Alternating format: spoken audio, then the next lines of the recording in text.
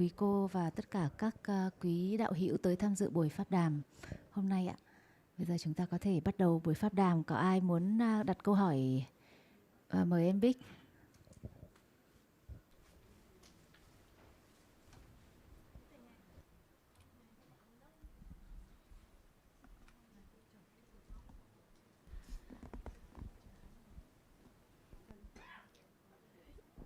Dạ, con xin chào quý thầy.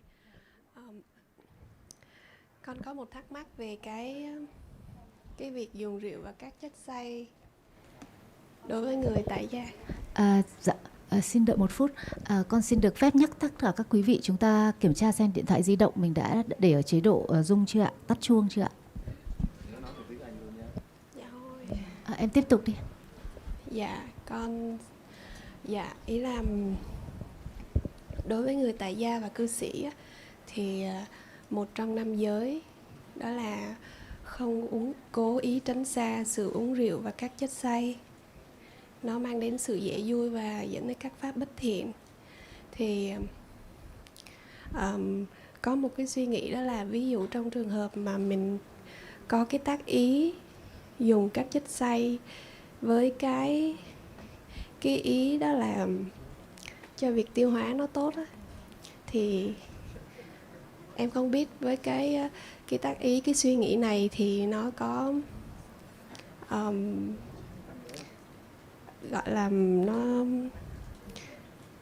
gọi là phạm giới á. Yeah. Okay. So the question is on the fifth precept, the one restraining from taking intoxicants and alcohol. And she said that, so as we know, this is one of the precepts for lay people. And because it conditions heedlessness and akusala.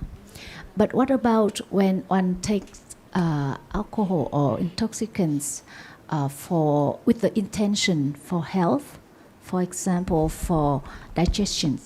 So in that case, does it transgress the precepts or not?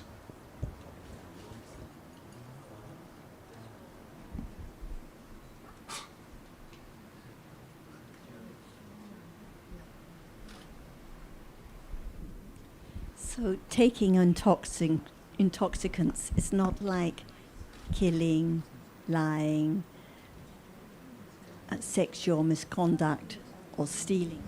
Not hearing. Nghe chưa? Dạ, chưa.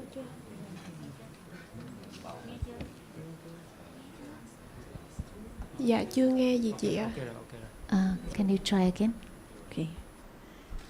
So we know that we've talked a lot about kusala and akusala sila, and we know that when there is intention to kill and killing, stealing, lying, sexual misconduct, it's strong akusala sila at those moments. When it comes to alcohol, it's different. There doesn't need to be akusala sila or akusala sila of the degree that can bring results. But why did the Buddha encourage everyone to abstain from drinking alcohol? The reason is when one is intoxicated, when one drinks alcohol and drinks a little more and a little more, then easy to follow other kinds of akusala sila, easy to start harming, to speak foolishly, to get angry, to have strong lobha, to do deeds that wouldn't be done otherwise. So it's dangerous, the accumulation of drinking alcohol, especially to the degree of becoming intoxicated, is dangerous because it's a condition for other kinds of akusala. Sometimes people say, oh, I drink because it's good for my health. Often it's an excuse.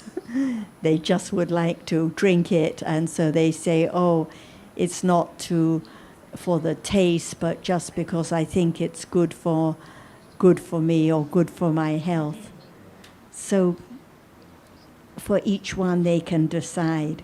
For myself, I wouldn't take alcohol for my health. There are other things that are much better for the health and easy to avoid it.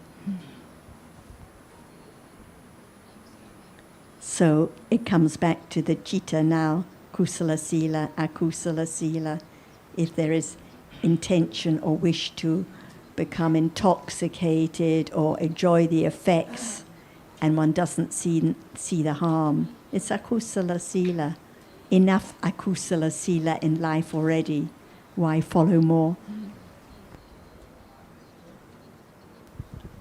I think with each of the precepts, there is a grey area. It may or may not be a breach of the precept. But we tend to be very concerned about whether this is or is not a breach of the precept. And I think the reason we're concerned is that we feel it's very important not to incur any agusala kamma pata that may lead to an unhappy rebirth or something like that. But really we should be more concerned about the understanding of the present moment, because we have no idea how much agusala kamma pata has been committed in the past and is yet to bring its fruit. So if there's a grey area in one of the silas, is it going to make any real difference in the overall scheme of things? It's like worrying about having kusala all the time instead of agusala. It's not quite the right focus for one's attention, one's consideration. Of much more benefit is to consider the reality that is appearing present moment.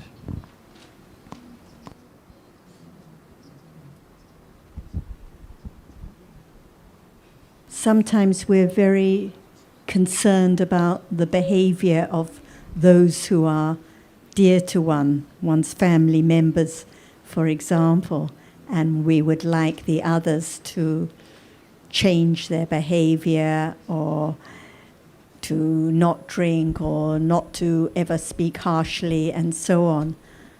But life comes back to the understanding of one's own citta now. At the times when one is worrying or so concerned about the other, what is the citta? Is it metta? Is it kindness? Or is it attachment that conditions this worry and concern? If it's the other person, a friend or someone else one meets, one may not be so concerned. But when it's the dear one, because the attachment is so strong, it conditions worry and concern. So it's always the study of Dhamma is always about the study of citta now, kusala sila, akusala sila, not the others.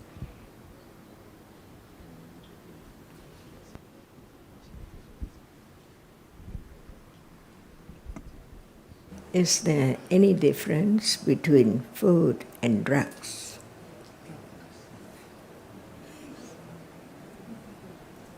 The same or different? The drugs and the food. I think that everyone can answer.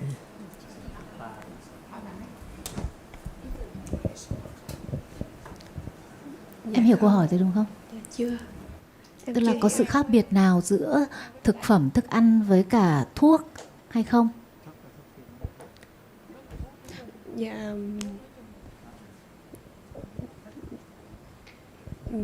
Dạ có. Yes, she said. Can that be the answer of the what is dangerous?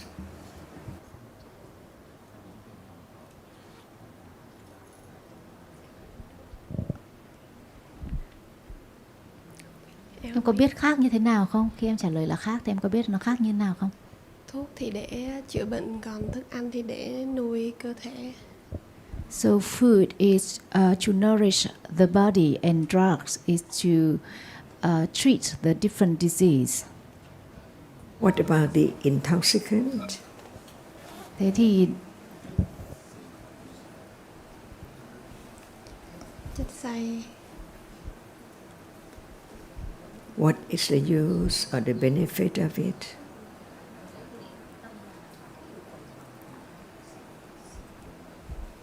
Chất xay thì Can it help understanding?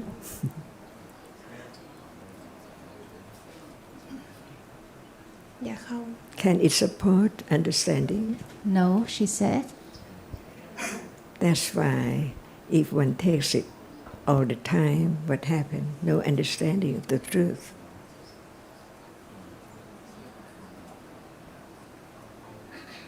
Dạ.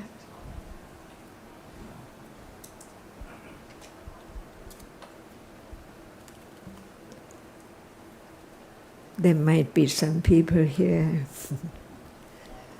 drinks. It doesn't matter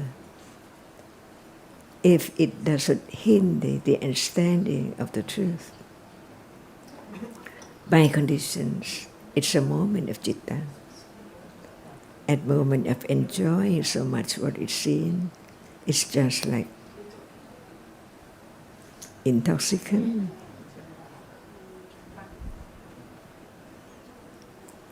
The body and the mind. What is dangerous should we have every day more and more, or even very little?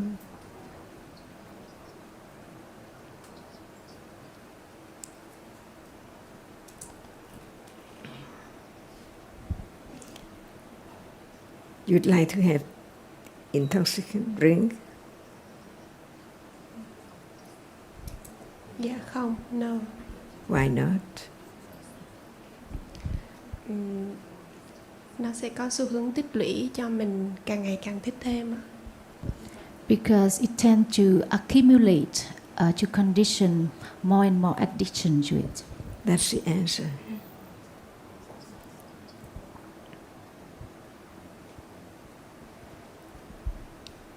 It has to be your own considering, your own understanding.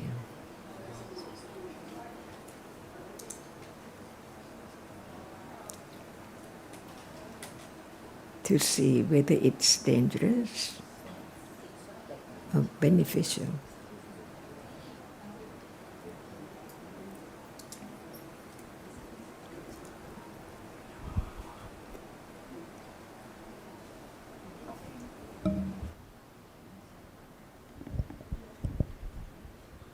Xong rồi đúng không? Có ai có câu hỏi khác không ạ? Không thì chưa ai có câu hỏi khác đúng không ạ? Con mời cô rồi mời bạn chuyển mic cho.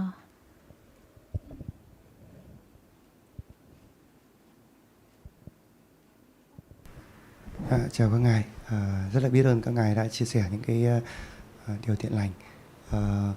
Có một câu hỏi là con một người đi chia sẻ về kỹ năng mềm cho các bạn học sinh thì cho hỏi một chút là chúng ta nên bắt đầu với những lời Đức Phật dạy để tiếp cận các bạn học sinh như thế nào cho nó phù hợp. Thank you for sharing all the beneficial and wholesome words. I am my work is to share the soft skills with students or pupils. Học sinh cấp 1, 2, 3 đều có. Like children from the first grade to 12th grade. So his question is how to approach the Buddha's teaching with them in the best way.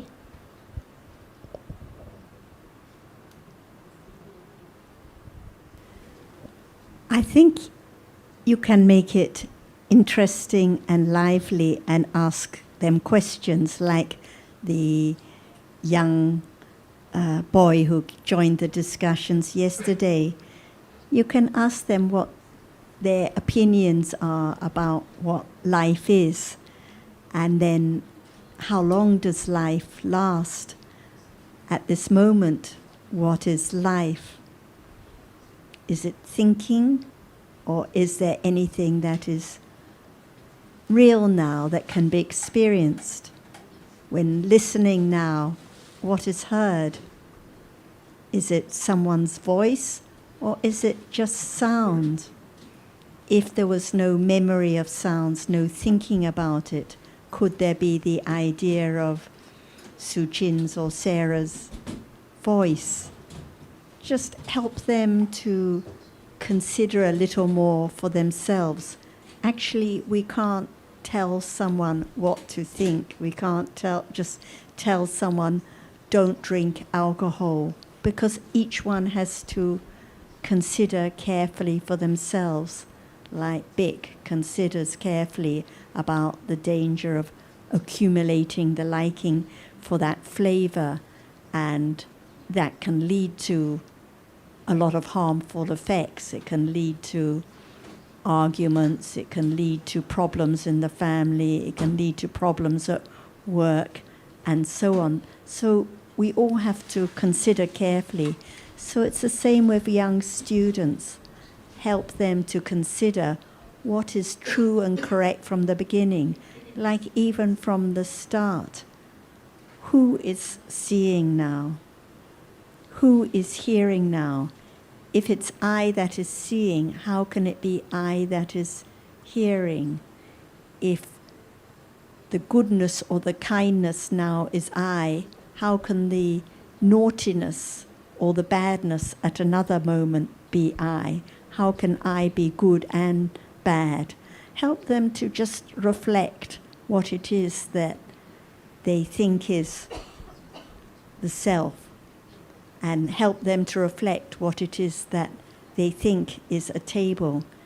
Is a table touched, or what is touched? Is a table seen, or what is seen? So I think that from the beginning, helping young people, it's like talking to friends. It has to be the right Dhamma from the start. If we just tell children, oh, you've got to go to the temple and you've got to clasp your hands and you've got to sit quietly and not move, it doesn't help them to understand anything about the truth. So I think everyone likes to consider, ask questions, have a discussion, and like the child said yesterday, it seems very strange, but these different ideas about what the truth is now, they will reflect, they will consider. So bring it back to this moment. At the moment, is there happy feeling or unhappy feeling? How long does the happy feeling last? And after the happy feeling goes, what kind of feeling is there? Did I decide to have unhappy feeling? How could I choose unhappy feeling? So can I choose anything? Can I choose just to have kind thoughts and just to learn my subjects at school well? Or can we say each moment of thinking, each moment of seeing arises by different causes and actually is not in my control? This is what the child yesterday could appreciate, that actually no one can decide what thinking will think now, what hearing will hear now, what seeing will see now. So whatever reality is now, it falls away immediately and it's not in my control because there's no I to control anything. And when the pleasant feeling falls away instantly, can we say it's good and satisfactory? Or can we say that actually if it falls away immediately, it's unsatisfactory? And is it good to cling and be so attached to what is unsatisfactory and has fallen away already? Or is it better to develop a little understanding so that there's a little less clinging in life, because it's the clinging, the attachment that brings all the problems. We think the problems are what the teacher said in school, or the other students who are mean to me, or too much homework, or mom is annoying when I go home, giving me chores to do. But what are the problems at this moment?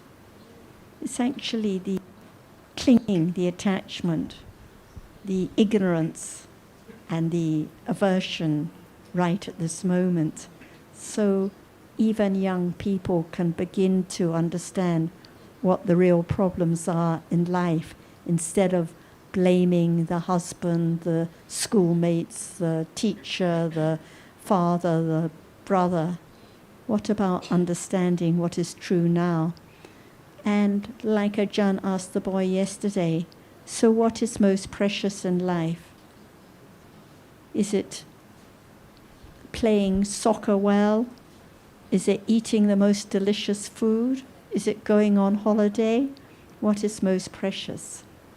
Actually, what's most precious is understanding the truth of what life is at this very moment. So I think just ask them questions, help them to consider and reflect for themselves about daily life now. What do you think? Cái điều đấy là nó rất là thật, nó rất là đúng, bởi vì mỗi người đều có một cái gọi là cái suy diễn trên một cái gọi là cái vốn kinh nghiệm của mỗi người. Cho con hỏi thêm một câu nữa là bản chất là ví dụ như khi một người có cái sự gọi là sự chiêm nghiệm, sự băn khoăn, sự đặt câu hỏi từ bên trong, thì người đấy sẽ phát sinh cái tâm gọi là tìm cầu sự hiểu biết, tìm cầu sự trí tuệ đấy. Còn ví dụ như một số người mà gọi là các bạn nhỏ ấy, mà các bạn ấy chưa quan tâm vấn đề đấy, các bạn ấy chưa gặp phải vấn đề đấy, thì các bạn ấy chưa nghe. Thì ví dụ trong một lớp học, thì khi mình đặt câu hỏi cho một bạn thôi, thì đấy là cái bạn đấy bạn hỏi thì bạn ấy sẽ quan tâm. Còn những bạn khác đôi khi bạn không quan tâm thì mình sẽ xử lý như thế nào? So what you said is very true, because everyone has different thoughts based on their experiences and journey. And when, you know, if each individual is different, and some people has more introspection than others, and asking more questions and have more inquiries.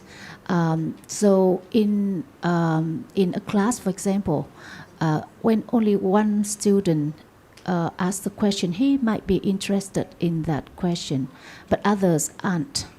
So, you know, how do we, what we should do in that situation, because many students might not be interested in a topic or issue we raise.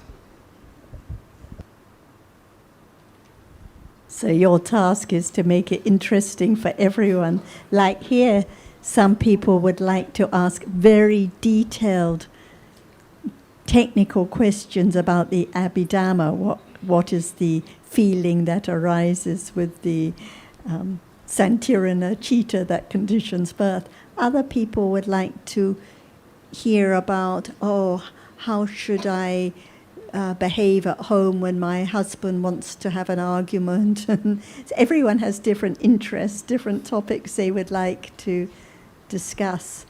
But no matter the interest, when we hear and consider more about what life is at this moment, it's relevant to everyone. And sometimes, like one young man the other day said, I'm just not interested. But who knows, maybe listening, some points will be considered later. We don't know. And I think it's the same with any subject. Different range of interest among the students in the subject matter. So it's down to your skill as a teacher, as Sarah said, to make it interesting to all of them. But I'm just curious to know, when you talk about teaching or introducing children to Buddhism, Do you mean as a subject that is part of their curriculum, or is it part of a general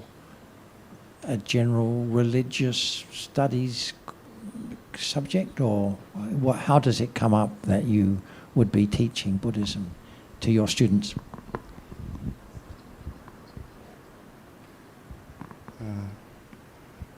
Ở trong trường học thì trường học đại chúng ấy, đại trà thì không có yếu tố tôn giáo vào trong đấy.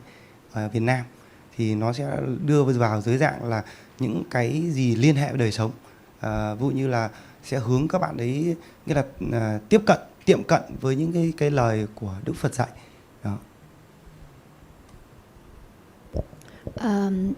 In the official curriculum of Vietnamese education, there's no subject such as religious studies. So he thinks about introducing it like part of the skills you need to develop in life.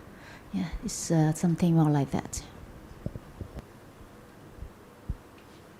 So I think it's very easy to start having discussion or exchange with your students, or to introduce the Dhamma without calling it Buddhism. And it's actually, because sometimes when you give a name to something, then some will immediately have less interest than others. But the idea would be, as Sarah said, to try and engage them in areas, because it's under a general subject matter of life skills. You can discuss the kind of thing we discuss here, but without having to declare it as part of Buddhism. Yes, that would make it easier, I think. Vâng, chính xác là con đang làm như vậy. Con không đưa cái chữ học về Phật trong đấy. Nó là ví dụ học về bài học trong cuộc sống. Ý con muốn nói là cách tiếp cận với các bạn ấy, như ngài vừa chia sẻ thì là đưa ra các chủ đề hỏi về hiện tại, hỏi về cái điều gì quý giá nhất trong cuộc sống, hỏi về sự thật trong giây phút này là gì, thì điều đấy đúng. Cái câu hỏi thứ hai của con muốn hỏi là cùng một bạn thì có cái bạn đấy mình hay gọi là bạn ấy có cái khổ, có cái nỗi khổ niềm đau ấy, thì bạn bắt đầu chú tâm, bắt đầu hỏi, bắt đầu tìm kiếm, nghe. Còn những cái bạn ấy chưa gặp phải cái đấy, bạn ấy chưa băn khoăn cái đấy, chưa thắc mắc cái đấy, thì đôi khi giảng hay chia sẻ bạn ấy chưa muốn nghe. Thì với cái sự chia sẻ của các ngài thì có cách nào giúp cho các bạn ấy tiệm cận hoặc quan tâm dần đi không? Bởi vì cuối cùng nó cũng sẽ dẫn về cái đấy. Vâng. Đấy thì cái đấy chia sẻ lại với ngài như vậy. So he answered, that's the way I'm doing it as well, just introducing it as part of the lessons of life. So another aspect I'd like to hear more is that some people may have some difficulties, so they're very interested in a deeper topic, while the others are not. But I would like to introduce them and make them more thoughtful about those deeper subjects. So how could it be done?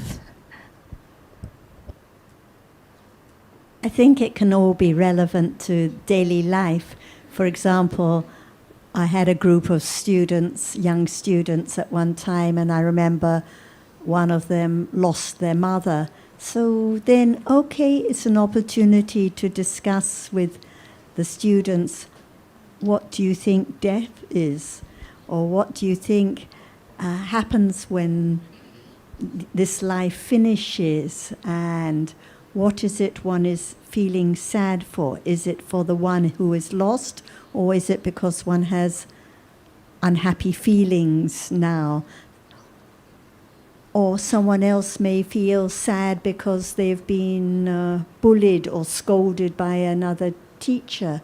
So you can discuss, when one feels sad, what is this? What is the reality? Does it last? How long does it last? Is the problem the other teacher, the other student, Or is it because one clings so much to oneself, wanting to be happy? And when one's sad, is there any kindness and friendliness to others? Or is one just preoccupied with one's own problem? What about the problems others have? Because is there anyone here who doesn't feel sad sometimes, who doesn't have problems sometimes, who doesn't hear unpleasant words sometimes? So I think whatever occurs in daily life can become a topic for everyone to consider a little more in the light of what we know as Dhamma. But as Jonathan said, you don't have to use words like Buddha, Dhamma, or Dukkha. One can just talk about it. And how helpfully you can share will depend on your own understanding, because the more understanding, the more confidence one has in what is important and what is true now, the more easily one will find a way to help according to the circumstances, according to what is appropriate. Sometimes better just say a little bit and change the topic, but then come back to it a little bit later, because if they're not interested, just a little bit at a time may be better.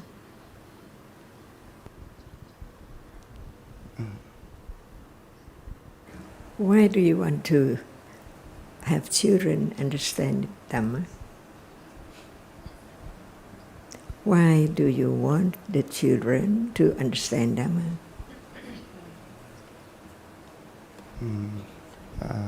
Các bạn ấy có thể nhìn nhận ra một cái sự thật để các bạn ấy có một con đường, các bạn ấy tự quyết định trong cái cuộc sống mình một cách đúng đắn. So that they can learn about the truth and make better decision in their life. And what about your friends, your family, and the others? Not just your friend, not just your family.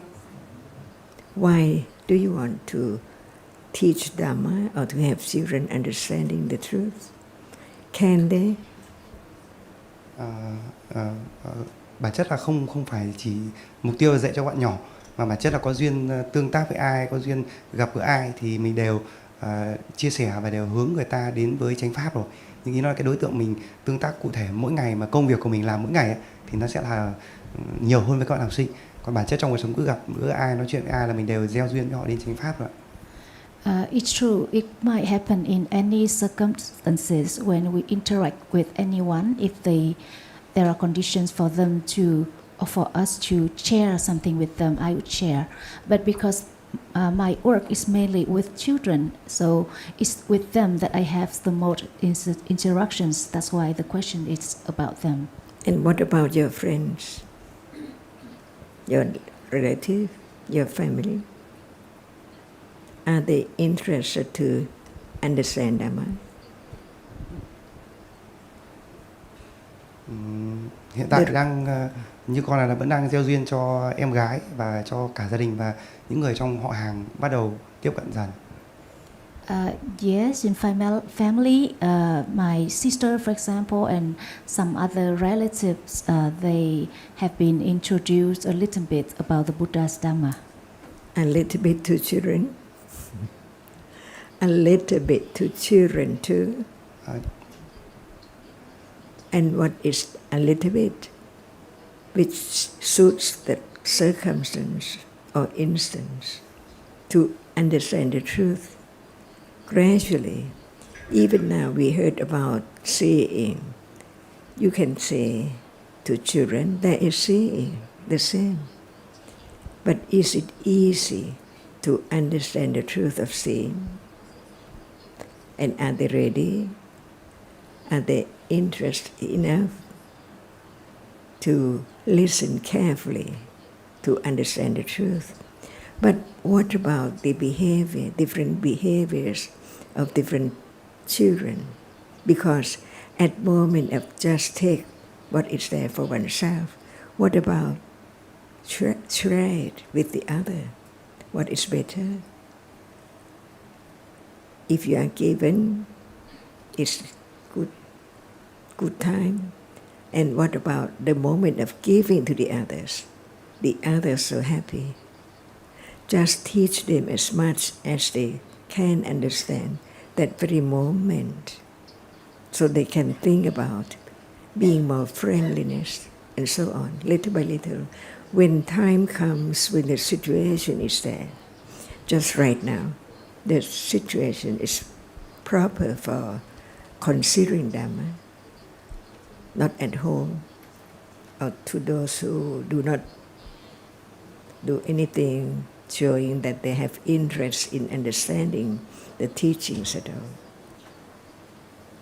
Otherwise, it doesn't work. It's your own goodwill, intention, but what about the listeners? Did Buddha teach Dhamma to children? Or to anyone who's not interested in understanding the truth of what is there? Proper time, proper place, proper situation. When someone is very, very hungry, do they like to listen to the teachings?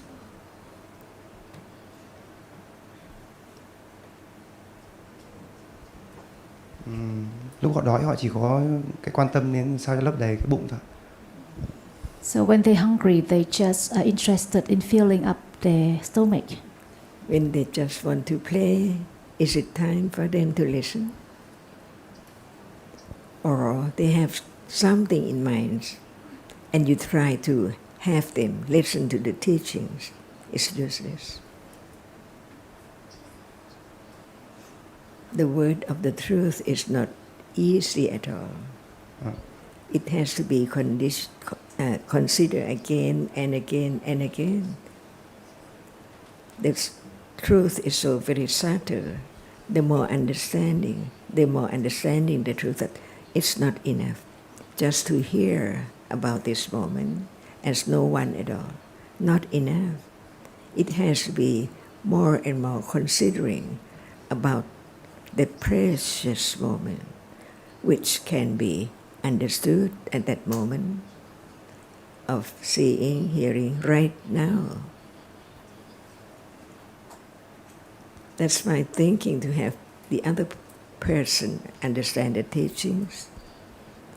It's only your own good wishes.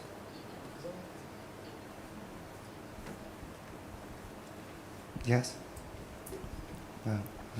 Xin cảm ơn. Câu hỏi cho em hỏi thêm một câu nữa không ạ? Câu hỏi số 2 là bản chất ở trong cuộc sống như ngài Su Chin có giảng là cứ mỗi một cái trong một cái khoảnh khắc ở giây phút hiện tại thì chỉ có một cái tâm thấy hoặc là cái tâm nghe cùng lúc, không phải tồn tại hai cái tâm cùng một lúc được. Thì khi một cái mà ở trong cuộc sống thì cùng một lúc có thể có nhiều cái duyên đến với mình. Ví dụ như khi tiếp cận một người chẳng hạn, thì ví dụ mắt mình vừa nhìn nhưng mà vừa nghe thấy âm thanh ở bên ngoài, thì cái cách để mình ra quyết định khi tiếp cận với những cái duyên đấy là như thế nào? Chưa hiểu rõ mối liên hệ giữa chưa rõ câu hỏi của anh. Câu hỏi là cách để ra quyết định khi mình tiếp cận cùng một lúc với quá nhiều cái duyên nó đến với mình. Khi có quá nhiều thứ một lúc diễn ra và mình thấy bối rối, và khi đấy thì nên quyết định như thế nào? Vâng. He said that sometimes it happens that there are many. We learn that in truth there's only one chitta at a time, but in life, sometimes many things happen. We say at the same time, and it makes it difficult to make a decision. So he asked how to make decision in that situation. Can anyone do anything?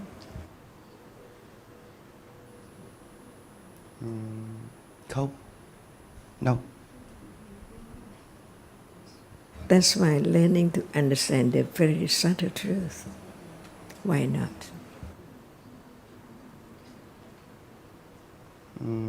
Bởi vì cái vụ có một cái duyên nó đến với mình thì khi nó khởi lên thì lập tức nó đã diệt đi rồi. Và khi mình tác ý muốn xử lý cái điều đấy thì Tức nó đã là mất ở rồi. đây em xin giải thích một chút, bởi vì thực ra câu hỏi của anh sẽ không bao giờ có câu trả lời đâu. Bởi vì ở đây chúng ta không trả lời nên làm như thế nào, mà chúng ta học để hiểu về sự thật. Nên là Chan nói là quan trọng là học để hiểu về sự thật. Còn mình sẽ không có được câu trả lời cho những thắc mắc như vậy đâu ạ. Yes. Xin cảm ơn. And I have a quick observation to make on making decisions. We think it's important to make the right decision. Actually, we are making decisions all the time in a day, deciding to go here, go there, do this, do that, listen, not listen. We don't have any problem making those decisions. But when it comes to something that we think is going to have a material effect on the future, then we think it's important to make the right decision. But I think we forget that how things turn out in the long run depends on conditions, factors that we are not aware of and that we cannot control. And so, in a sense, it often doesn't matter whether the decision is A or B. It's just another moment of thinking what is the right thing to do. And in any event, often between making a decision and implementing the decision, situation changes. So perhaps the problem is if there's difficulty making a decision, then we are too attached to thinking it's important to get it right. Whereas in fact, because of past karma and our tendencies and so forth, it's one's past karma that is one's protector in life. That determines whether one lives happily in the sense of free from illness and distress and so forth. So have more confidence that everything is conditioned, as is making a decision, and it's just another moment of thinking. Dạ, xin cảm ơn. Like I said earlier, the more understanding we have, the more understanding develops now, the more helpful it will be when one talks to students or parents or friends or anyone. So, like in the example I gave before, can I decide what to think now? Can I decide what to see now or hear now or touch now? Because each moment of seeing, each moment of hearing, each moment of thinking, each moment of touching is a conditioned, and it's fallen away long before there's any idea of I and what is this I. So it's a trap, the idea that I can choose to go left or right, as Jonathan said, or I can make a decision. Each moment of thinking now is conditioned. That's all. So understanding about dharmas as anatta is a way that we will also help others we talk to according to what is appropriate at the time. Cảm ơn. Confidence in the truth. Yes. Mời bạn. Bạn có ai chuyển mic cho bạn?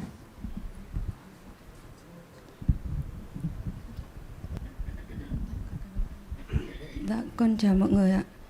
Con có đọc được một cái đoạn liên quan đến về cái chánh niệm tỉnh giác ở trong sách của Ngài ạ. Thì con chưa rõ về cái ý này và con muốn hỏi thêm ạ. Ví dụ như là có nói là nếu mà chúng ta muốn có chánh niệm tỉnh giác thì không phải là duyên cho chánh niệm tỉnh giác. Suy xét về giáo lý và để cho chánh niệm sinh khởi một cách tự nhiên thì chúng ta lại cố gắng đi tìm đối tượng và cố ý quan sát, ghi nhận, đặt tên cho niệm. Vậy thì con muốn hỏi là các cái duyên điều kiện để thực sự là chánh niệm sinh khởi là gì, và có phải là chúng ta phải có cái thái độ hiểu biết về cái thực tại trước rồi chúng ta mới ghi nhận không, phải không ạ? Có cái hiểu biết về thực tại trước rồi mới ghi nhận hả? Tức là chúng ta sẽ hiểu là về thái độ đúng trước, chúng ta sẽ hiểu về sự thật trước, về các cái đối tượng của chánh niệm. Tức là ví dụ con hiểu là chánh niệm thì có nghĩa là phải tránh trước, tức là các cái đối tượng đúng trước, sau đó chúng ta mới sẽ có sự hay biết. Thì cái đọc cái đoạn vừa rồi thì con trong sách của ấn tống của ngài thì con chưa hiểu lắm.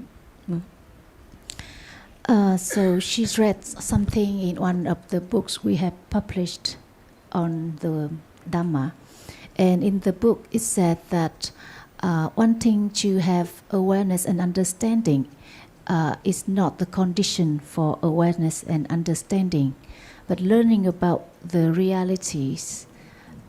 I think I didn't hear her, but I think the way we usually say it, but learning about realities are the conditions for awareness and understanding. So she mentioned about whether we should have the right attitude first and learning about the realities. Anyway, I think that is something that she doesn't understand clearly, so would like to have more explanations. Thank you. When there is wanting, no matter whether it's wanting to understand, wanting to see a particular color, wanting to be happy, what is the reality of wanting? Tức là như vậy thì cái đó là cái muốn của mình. Bạn có nghe không? Bạn có nghe gì không? Cái muốn đó thì chính là cái muốn, tức là theo con hiểu thì cái muốn đấy nó cũng là một cái trạng thái luôn, nhưng nó không phải, nó cũng là một cái thực tại theo con hiểu. Thì đấy, câu hỏi của bà là đó là thực tại nào đó? Vâng. Thực tại khi đó là gì? Thì mình sẽ ghi nhận ngay cái trạng thái muốn ghi nhận đó. Nhưng mà nó là thực tại nào ấy? Nó là gì? Về phương diện thực tại. Về phương diện thực tại thì con chưa hiểu ý lắm ạ. Because she doesn't understand the question, what is reality is there. She said that when there's wanting, we need to be aware of that wanting or acknowledge that wanting. Yes, there needs to be understanding of wanting, because wanting is clinging, attachment. So just wanting to be a good person, wanting to have lots of metta, wanting to have more understanding, what does the wanting leads to? It just leads to more wanting, more clinging, more attachment. So that's why just wanting to be good, wanting to have understanding doesn't help. It hinders. It hinders the development of understanding, because it's the opposite of the letting go, the detachment that has to develop with understanding. And the second part,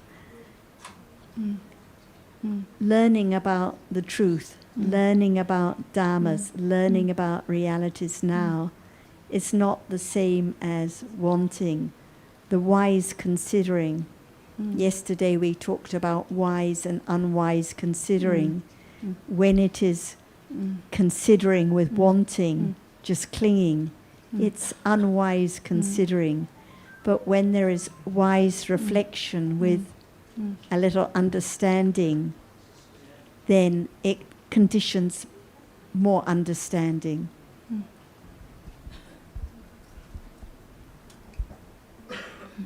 So this is why there has to be careful considering, careful study of what the truth is now.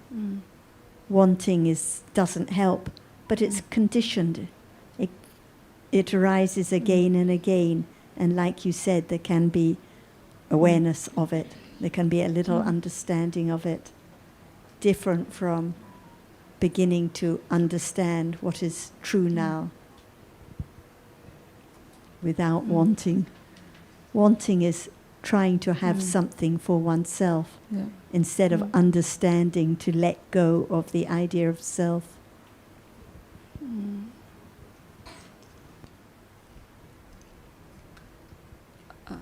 Dạ Okay. vâng. No, you can continue. Can we say that?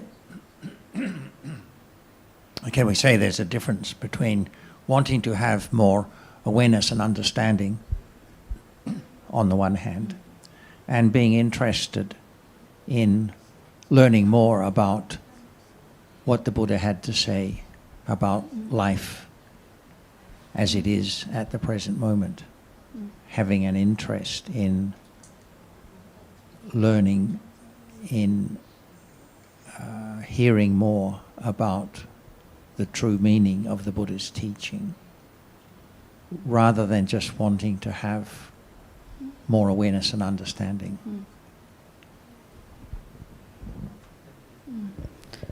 Is there a difference? Theo con hiểu thì là khác nhau ạ. Cái mong muốn về hiểu biết thì cái đấy là cái động cơ, nhưng mà đôi khi thì cái cách thực hiện thì có thể lúc đó nó đã bị xen vô bởi một cái sự không hiểu biết rồi. I think it's different, and as far as I understand, the initial motivation is having awareness and understanding, but when we undertake to do it, then the wrong view or the akusala might arise. Yes, that's quite right, and so that is why wanting to have awareness and understanding cannot bring awareness and understanding, because it's wrong view that that dominates at those times. Yeah. So if one has an interest in studying the Buddha's teaching as such more and more, it may condition awareness and understanding to arise by itself, not because we are focusing on a particular object or anything like that, or not because we think there should be more awareness of this reality or that reality. Yeah. Because in the long run, it doesn't matter really how much awareness and understanding there is. The important thing is to have the right understanding about the development of the path. If it's slow and steady, then that is going to bring more development in the future. If it's led by being impatient about getting to understand this or that, then it won't bring more development in the long run. Dạ. Bạn còn thắc mắc gì nữa không?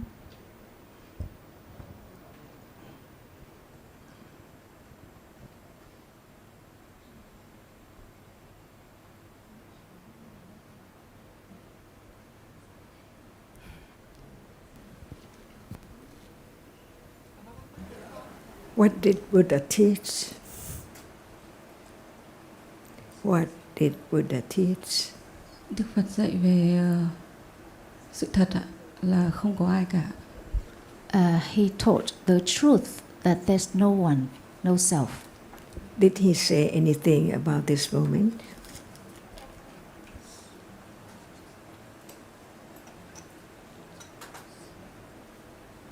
Con nghĩ là không.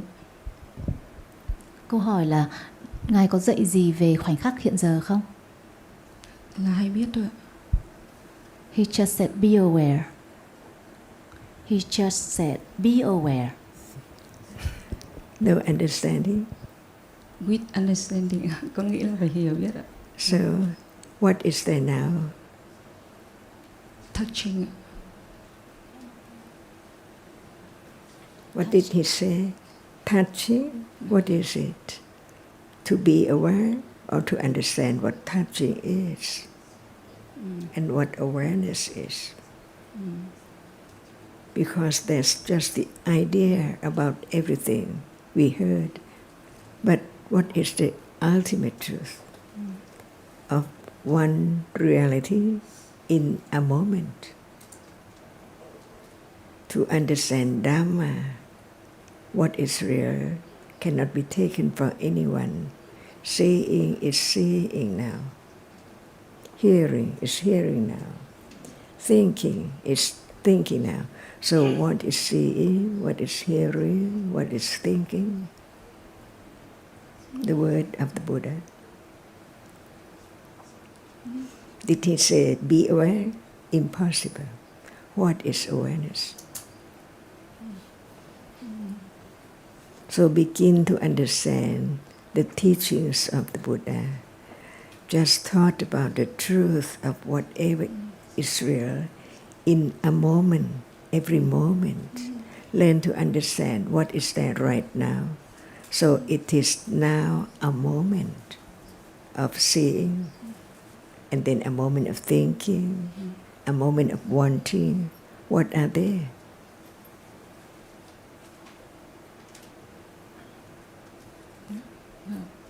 Little by little, not just be aware, no understanding at all. Each word represents the reality at that very moment, because it's there to be known, to be studied, to understand the teachings of the Buddha. What did Buddha say about that at any moment? For understanding, not to do at all. For example, what is awareness is not known. Can he say, be aware? Impossible. But what is there is not known. In a day, many, many realities arising and falling away, never return, never to arise again, not just from then on only, but in samsara, never to rise again at all. So each moment is very short, very tiny, conditioned to be that very moment, and then gone. How can it be taken for something or permanent?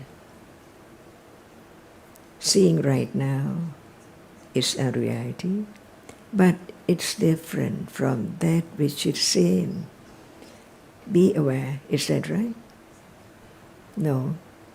Just this understanding cannot condition awareness at all, because no understanding of what awareness is. That's why what is now appearing so very subtle, very deep. The more understanding, it goes deeper and deeper and deeper. It takes quite a long time for everyone, even Buddha himself, develop parami.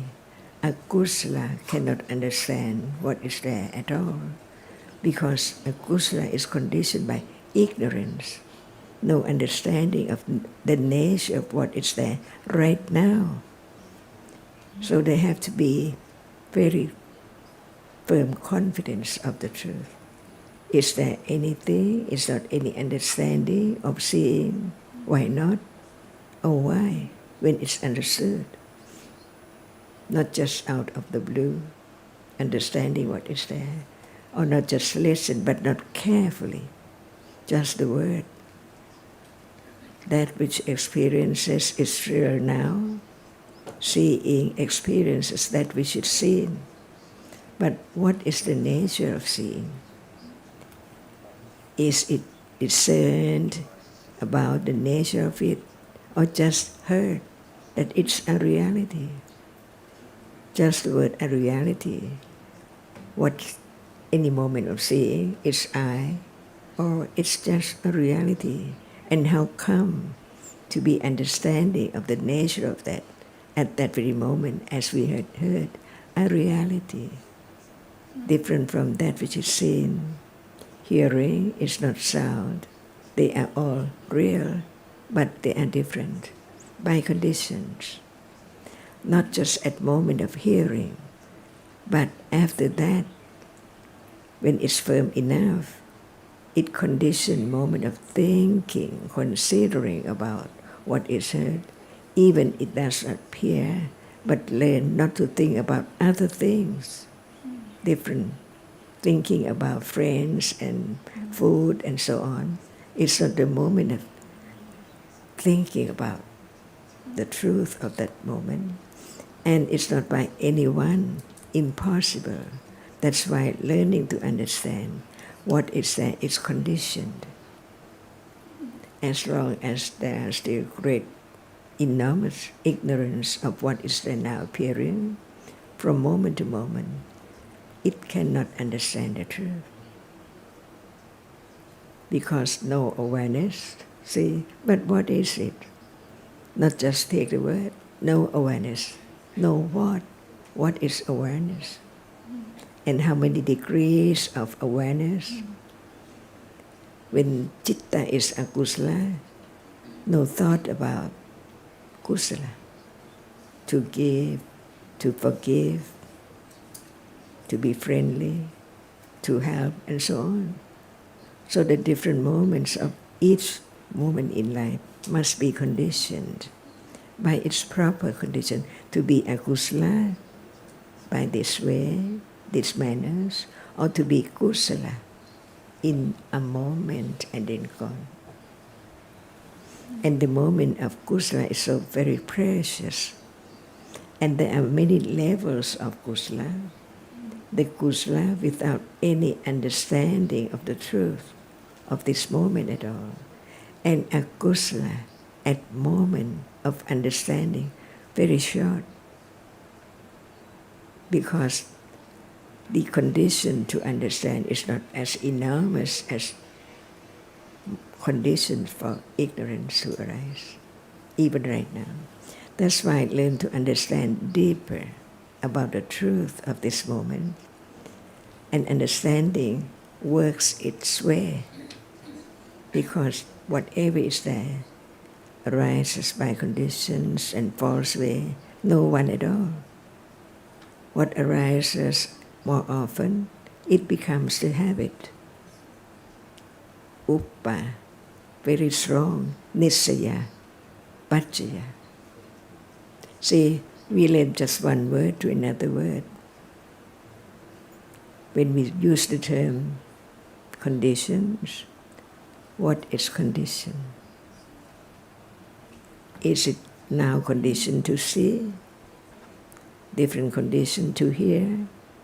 Different condition to be irritated? Or conditions to be feel very pleasant? By conditions. Each moment has to be understood before it can get rid of the idea of something and someone, which is the word of atta. So understand now what is the meaning of atta. It's that which is taken for something, not as it is, because it's gone, never to return.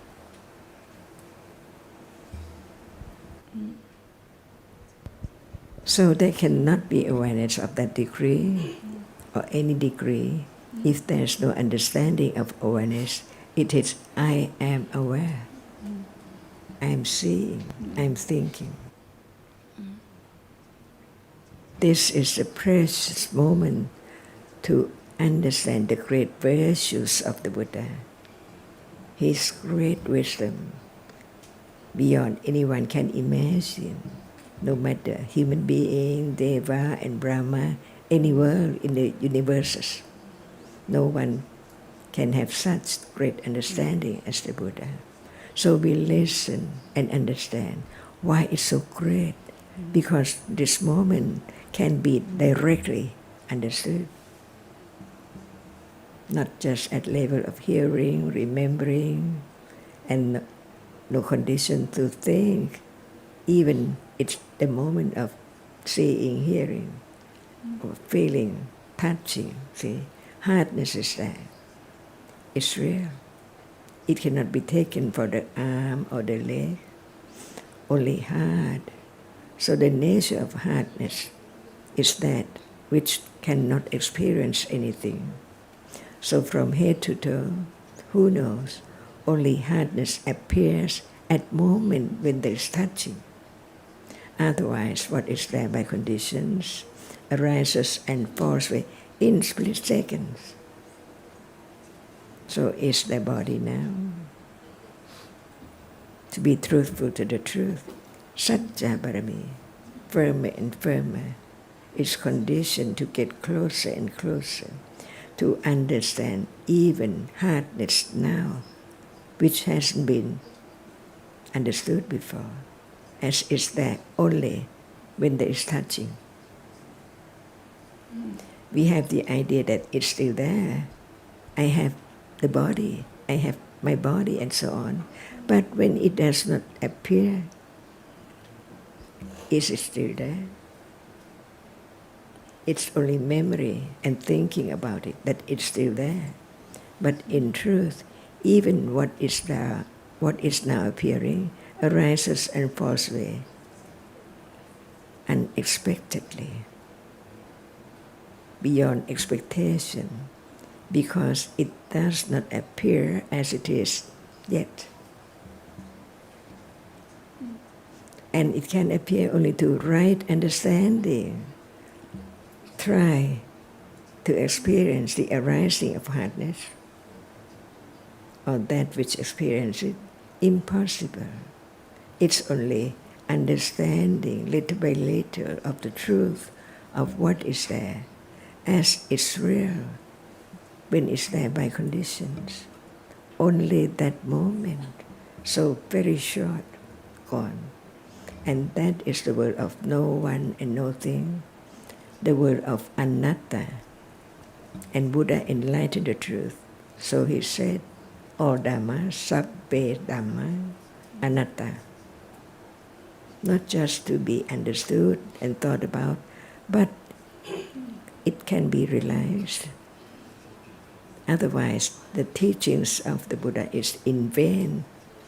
No one can attain the truth. But since the truth is so real even right now, so naturally, it can be different stages of understanding.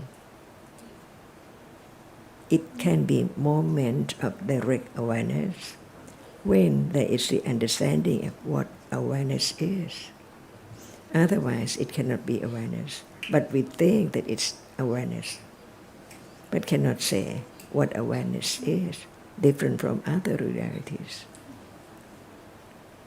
So understand what is the teachings of the Buddha and what is not the teachings of the Buddha. From hearing, considering, not just believing. If someone says he had realized the truth, penetration, enlightened, but what about understanding the truth now?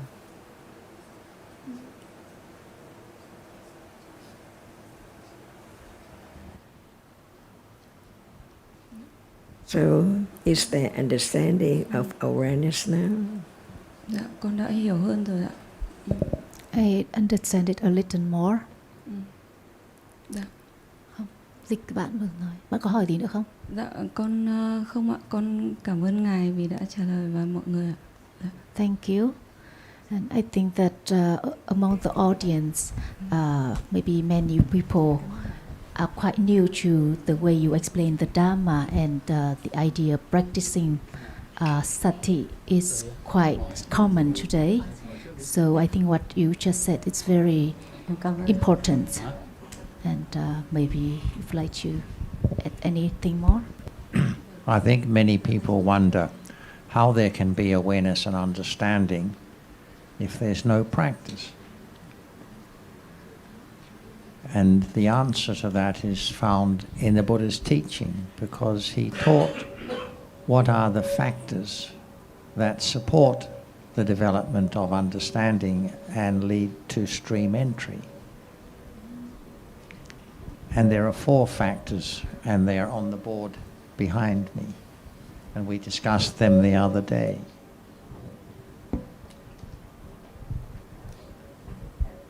As we said then, each factor supports the next one.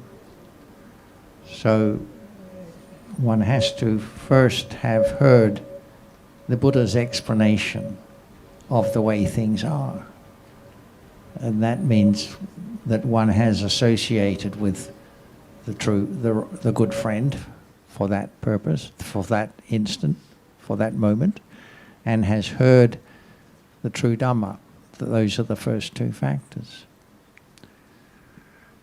And having heard the true Dhamma, if one is interested in the Dhamma, there will be reflecting upon it at the time and later. And of course, we know from what the Buddha has said before that it's necessary not to hear it once, but to hear it again and again. So the more opportunity there is to hear reminders of the Buddha's teaching, then the more there is likely to be useful reflection occurring naturally, not because one is setting aside time to reflect, but because that's just what happens due to one's interest in what has been heard. And then we come to the 4th factor, which is often translated as practice. Practice in accordance with the Dhamma, Dhammanudhamma Padipada, or similar. But the word practice in the teachings, if we're talking about the different levels of understanding, pariyatti, paripatti, pariveda, means to directly experience. It doesn't mean practice in the sense that we understand the term. So the practice is the actual arising of understanding, of direct understanding. That is when the Dhamma is being practiced. Not because one has decided to practice, but because awareness and understanding has arisen by conditions. And at those moments there is practicing. The awareness and understanding has arisen because of the previous 3 factors being completed, being implemented, being in effect.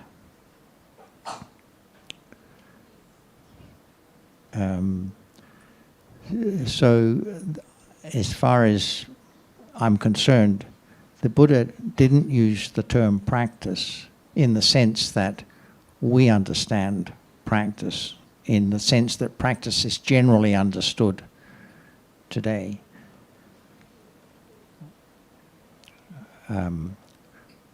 Which is the idea of doing something to have understanding.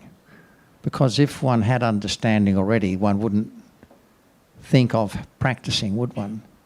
If there was awareness and understanding arising regularly, one wouldn't need to practice. That's the current thinking. Practice is something that is done to change the mind state from not having awareness and understanding to have awareness and understanding. So I'm suggesting that that's not how practice is used by the Buddha in the teachings. It is only when understanding occurs naturally that the Dhamma is being practiced. And so we can appreciate from this that it's all about having the opportunity to hear and consider his teaching and to learn about the realities that make up the present moment. which ones might be arising from time to time and what are their characteristics. Things like that. And gradually this can condition the arising of awareness and understanding. But yes, it doesn't happen quickly. It takes time. In a given lifetime, how much will one's understanding be advanced or developed? Who knows? Perhaps not much. But that's the way it is.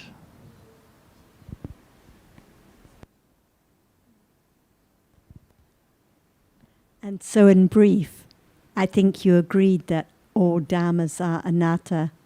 So as soon as there is an idea of I'm aware or I'm practicing awareness, it's the wrong understanding of the teachings, because it's the idea that sabbe dhamma atta, not sabbe dhamma anatta. So forget about I am aware or I am practicing awareness, because awareness has to develop with right understanding of dhammas naturally from the careful considering and reflecting, not from I trying to do, I trying to practice. And as Jonathan said, the dhammanu dhamma patipada, it refers to the patipada, refers to the patipati, the direct understanding, reaching the object according to the Dhamma, according to the Dhammas taught by the Buddha, that all Dhammas are anatta, no one to do anything. So if there is the idea to go to a special place, to close one's eyes, to practice awareness, then no understanding of this moment, no matter the place, the time, the circumstances, that the seeing now is Dhamma, hearing, thinking, all the other realities we've talked about, all arising by conditions, anywhere, anytime, whatever is conditioned at this moment, wherever, whenever.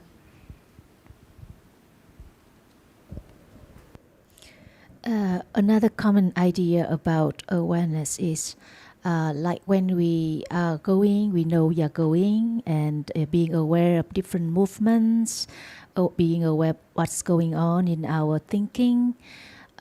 What is your comment on this? No understanding of sati, because if we think, oh, aware of moving my hand, it's just thinking about an idea, thinking about I, thinking about awareness, but not understanding the object of awareness.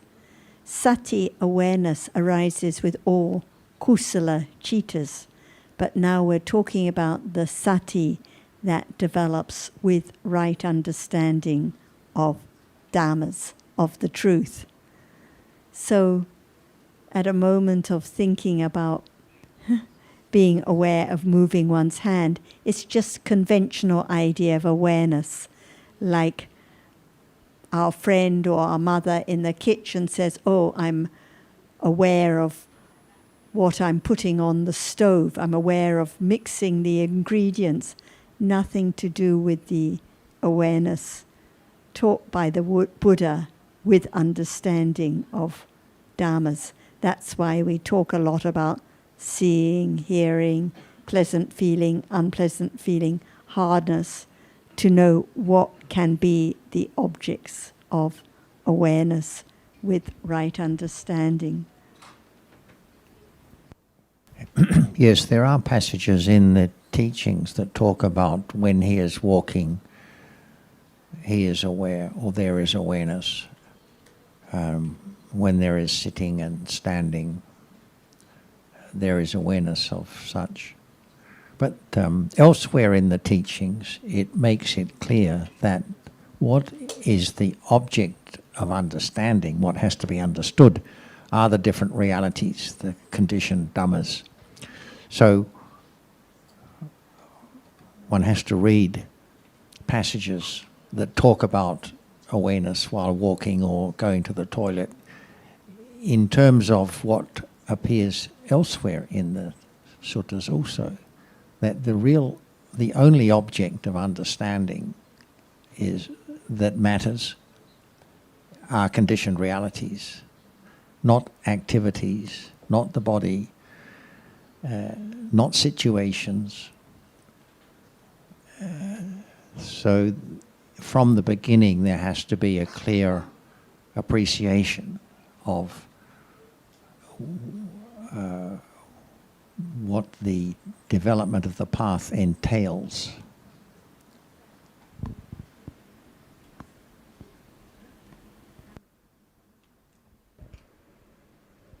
dạ mô Phật. Thưa các ngài, hôm nay con đủ duyên được về đây thì con cũng rất là ngưỡng mộ các ngài, và con cũng có một cái thắc mắc mà muốn được các ngài giải thích cho con. Tức là trong đạo Phật thì con thấy có rất là nhiều cái trường phái, ví dụ như Thiền Tông, Nam Tông hay Mật Tông hoặc Nguyên Thủy, và con thấy các trường phái thì đều là hướng thiện. Thế nhưng mà con không biết là trong mỗi cái trường phái thì sâu xa nó có gì khác nhau, và tại sao mình phải theo Thiền Tông hay là Mật Tông hay là Nam Tông hay Nguyên Thủy ạ? Con cảm ơn. Thank you very much. Today I have enough conditions to be in this discussion, and I have so much admiration for you. And I have this question. We know that there are many different schools of Buddhism, such as Tibetan Buddhism, Zen Buddhism, Theravada Buddhism, and so on. And as far as I understand, all these schools have in common that the goal is for kusala. So I would like to hear from you what are the differences between these schools, and why one person should choose one school versus the other. Thank you. Do we have to choose a school, or can we begin to appreciate that the Buddha taught about the truth of life now, and develop more understanding, no matter whether it's called Theravada or Mahayana or Tibetan or anything else? The truth has to be tested out. It has to be proved for ourselves. If someone says they can be aware of moving their hand, and a moving hand exists, test out whether it's true. What is seen now, is it a moving hand, or is it just what is visible? Can a moving hand be touched, or just hardness touched? So what is more important than looking for what school or what teacher is really test out what one has read and heard, and see whether it's true at this moment. If someone says they can touch a table, is it true, or what is touched now? So test it out, test whether it's correct at this moment, rather than just blindly following and believing and then going to another and blindly following. Just test out what is one has heard and consider and check it. Because the Buddha didn't say just believe or have faith, but develop one's own understanding of what is true. For example, is it true now that there is no self, or is there a self that can be found? If a self can be found, where is it? What is it? Can you decide whether to go left or right, or what to think about this moment? Or are these different realities conditioned? So if someone says you can decide, you can control life, really? Check it out. Can anyone decide what is heard now, or what is seen now, or what is smelt now? So The Buddha taught all dhammas are anatta. This is the main point. So begin to consider what is meant and whether there really is something here, someone here, or just different dhammas arising and falling away. Xong chưa? Mình xin hỏi. Dạ, cho con hỏi thêm một câu nữa là con có nghe nói là thiền tông trong các phái thì như là trong một gia đình có ông muốn nói thêm một ý nữa, xong sau đó chị có thể hỏi tiếp. Vâng. You, John was about to say something.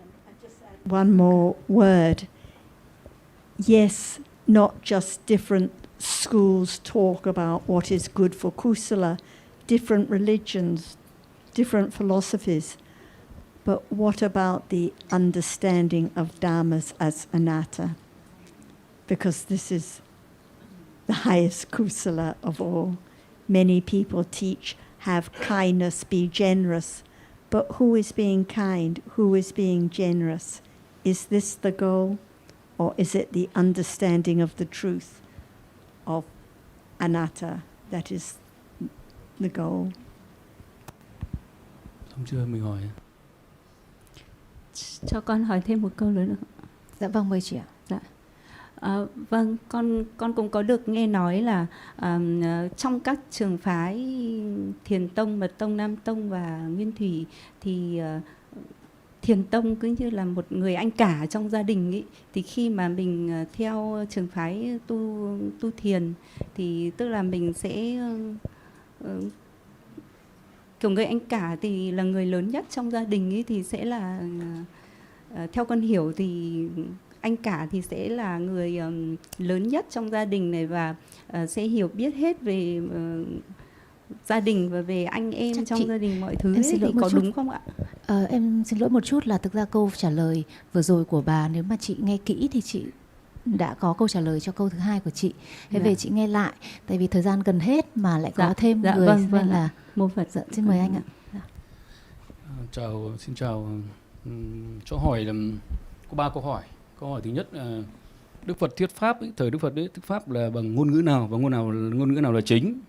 Thứ hai là ấn chứng của Phật để lại, văn tự của cụ Phật ấn chứng là bằng lời của Phật dạy và có từ nguyên thủy, ấn chứng của Phật ấy là có từ nguyên thủy. Câu hỏi thứ ba, ý và pháp là một hay là hai? Ý và pháp ạ? Là một hay là hai? Vâng. Cái từ ấn chứng là anh muốn nói ý là cái gì ạ? Ấn chứng là cụ có văn tự của cụ ấy. Ý là có văn tự nào để đúng lại rồi, không? Của cụ để lại ấy, thì chúng ta mới khẳng định là chuẩn. Okay, so he has 3 questions. The first one, yes, but just very short. Yeah. The first one is what language the Buddha uses when he was teaching the Dhamma, and the second one is did he leave any written text?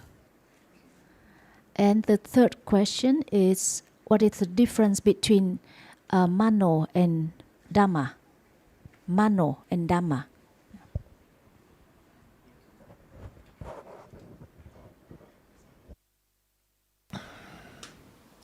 Yes, the language.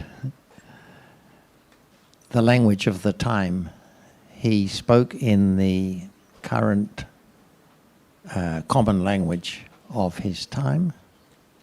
I believe the name is Magadhi, but the name is not important. The words he spoke in the language that he used has been passed down to this day. So it's still available. We call it Pali, but they may have had a different name for it at the time. No written text, because that was not the tradition at the time. That was not the practice. The teachings were handed down by memorization for several hundred years until they were then written down. Mano is another word for consciousness, citta. So it is a conditioned Dhamma. The word Dhamma has a number of different meanings, which we don't need to go into, but one of the meanings is what we call realities, conditioned realities. And consciousness is one of those conditioned realities. Mano is one of the terms for consciousness, usually translated as mind. Other terms are citta and vijnana. There may be others.